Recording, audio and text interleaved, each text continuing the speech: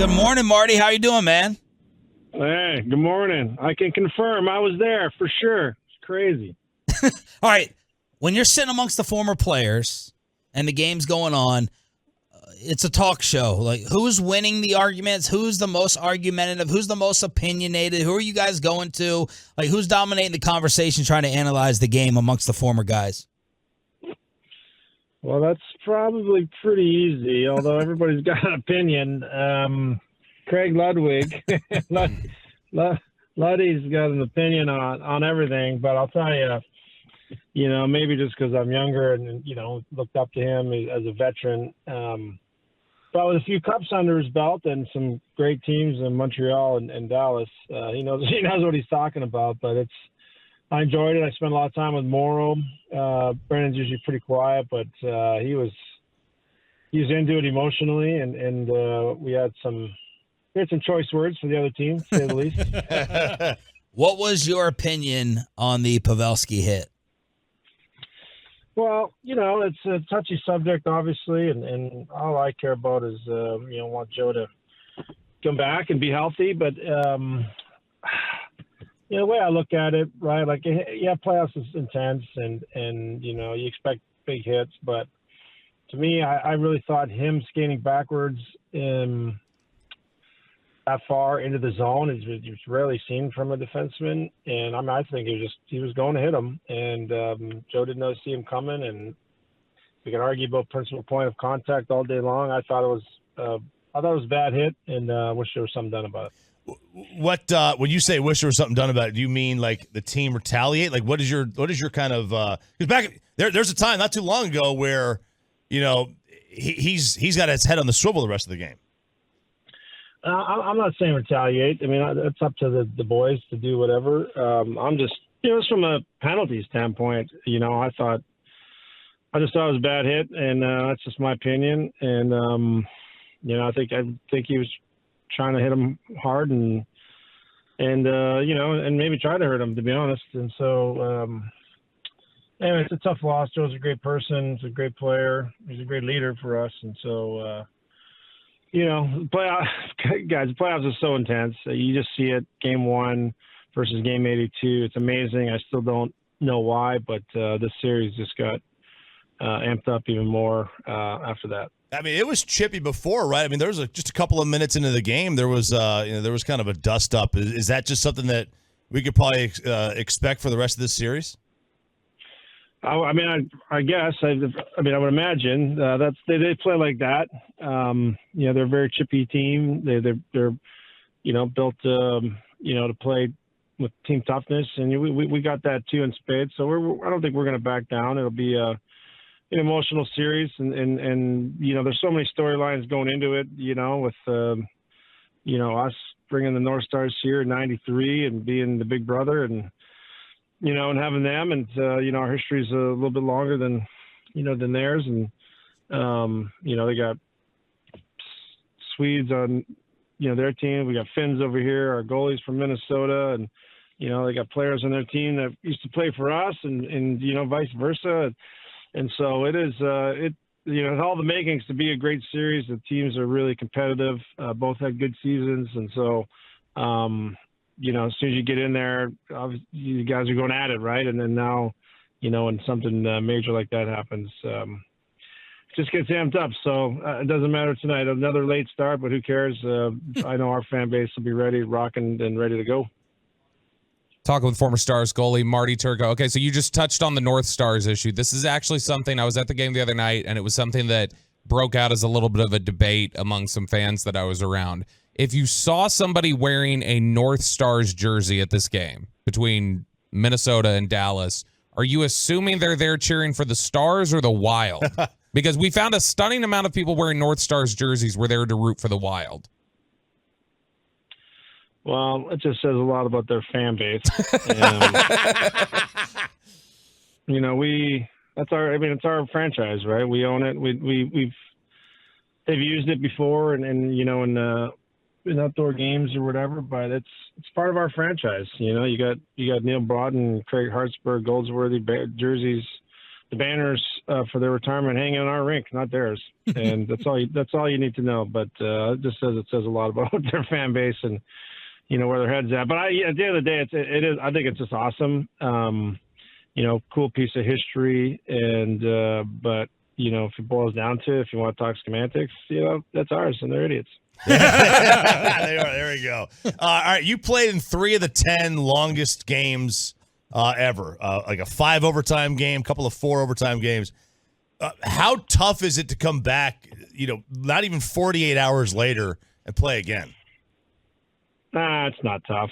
This is what you want. You don't want you don't want 5 overtimes, I promise you. But both teams are in the same boat, so it doesn't matter. Honestly, it's the first 2 times that we played those games, we lost. The 5th overtime in 2003 and the game 1 of 2007 playoffs up in Vancouver. And it's just like, man, what a waste. Like we could have lost it. We could have lost in regulation. Felt a little bit better about ourselves. And, had some more energy. But again, they're all in the same boat, dude. And it is just goes to show you how tight these 2 teams are, how good the goalies can be, and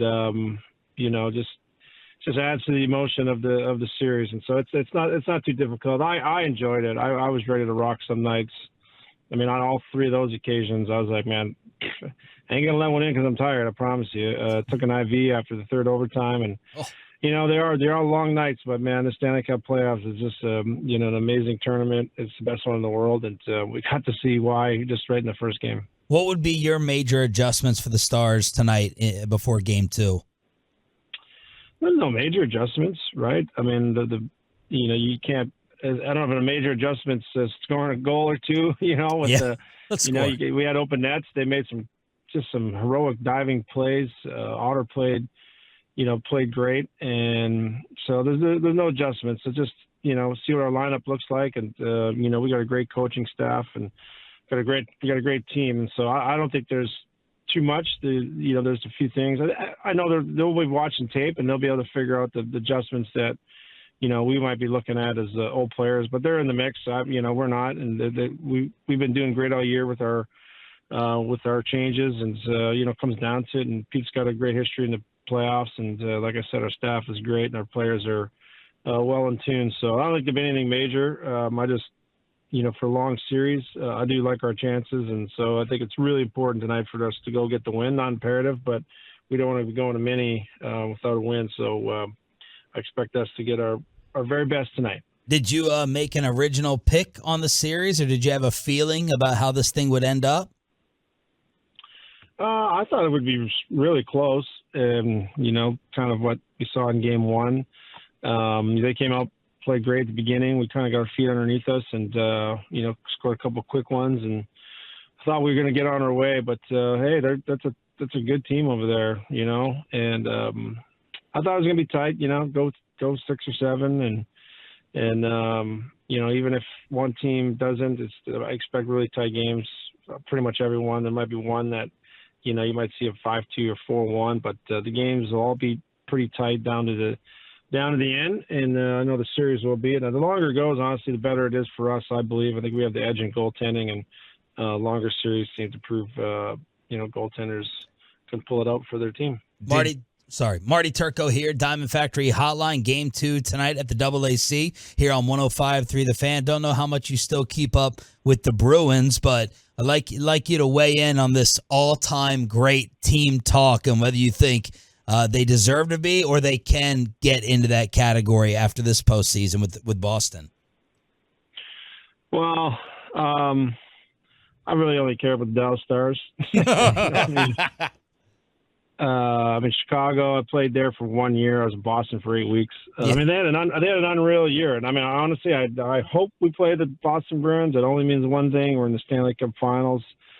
I would love to see it. They got a bug going through their team. Watching games last night with Morrow, and it's like 6 out of the 8 wins in the first game 1 were from the road team. Mm-hmm.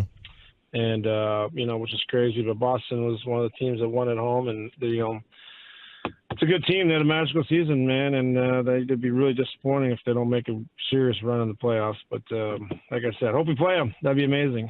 That would be. How has the excitement around this Stars team this year helped out the Stars Foundation? I know you do a lot of work with Dallas Stars Foundation. Well, first and foremost, I think the players really stepped up this year, kind of getting back to normal, being a part of the community, being part of the events again. I know our fans like it, our sponsors do, and we got really good guys. Really proud of Jason Robertson, not just for the season he had as a player, but as a person, going above and beyond in our community. Our Dallas Stars Foundation, man, we've had donations and money come in over and given back to the community of like $1.3 million this year. Our 50-50 at the games, our fans showed up. We've had an all-time high. We just set a record for playoff game in game one. So, thank you, fans. Our volunteer hours are, in the thousands.